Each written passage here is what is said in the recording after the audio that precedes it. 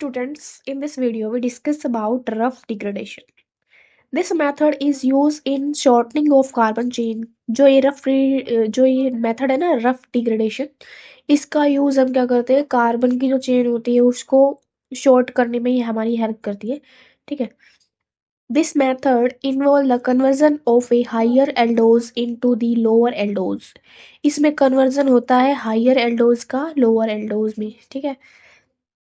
N aldohexose, एक aldohexose यानी कि D glucose having 6 carbon atom is converted into an aldopentose D arabinose having 5 carbon atom. ठीक है।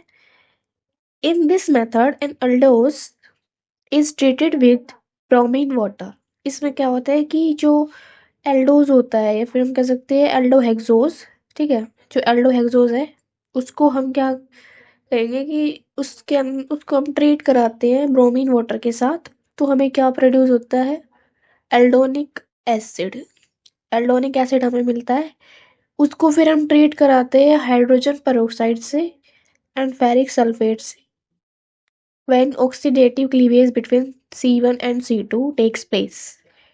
तो इसमें कहा गया है कि जब हमारे पास एल्डोनिक एसिड प्रोड्यूस हुआ है, ठीक है, तो हम क्या करते हैं, हाइड्रोजन पेरोक्साइड और फेरिक सल्फेट को ट्रीट कराते हैं।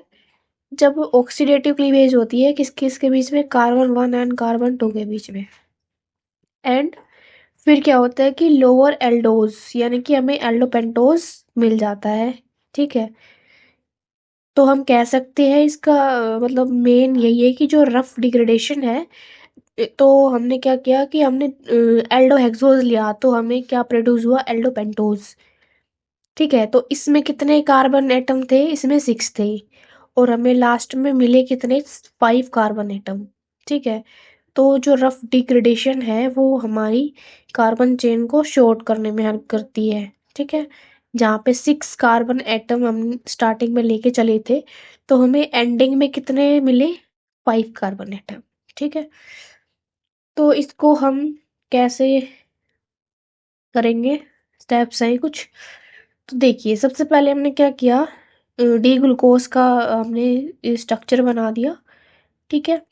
इसको याद करने की क्या ट्रिक है, अगर आपको याद नहीं हो रहा तो आप ऐसे याद कर सकते हैं कि ये कार्बन 1 है। ठीक है। 1 2 3 4 5 6। ठीक है। तो हम यहाँ पे कार्बन जो सेकंड है इसके राइट साइड में OH होगा, और जो कार्बन हमारे पास 4 है उसके राइट साइड में OH, और कार्बन 5 के, मतलब आप याद करें ना कि 2 4 और 5 इनके राइट साइड में हम OH लगा देंगे। ठीक है। तो ये हमारा बन जाएगा डी ग्लूकोज। ठीक है। फिर हम क्या करेंगे, इसको ट्रीट करेंगे Br2H2 के साथ, ब्रोमीन वाटर के साथ ट्रीट किया तो हमें ग्लूकोनिक एसिड मिल गया, जिसको हम एल्डोनिक एसिड भी बोलेंगे। ठीक है जी। यहाँ पे हमने क्यों लगाया, क्योंकि हमने शॉर्ट करने के लिए इसको जी मान लिया। ठीक है। बार बार रिपीट करेंगे इससे अच्छा है हमने इसको जी मान लेते हैं। फिर हम CaCO3 को करेंगे, इसकी प्रेजेंस में फिर हमें क्या मिलेगा, यहाँ पे एच हट के यहाँ पे Ca लग जाएगा, इससे हमें calcium salt of gluconic acid मिलेगा।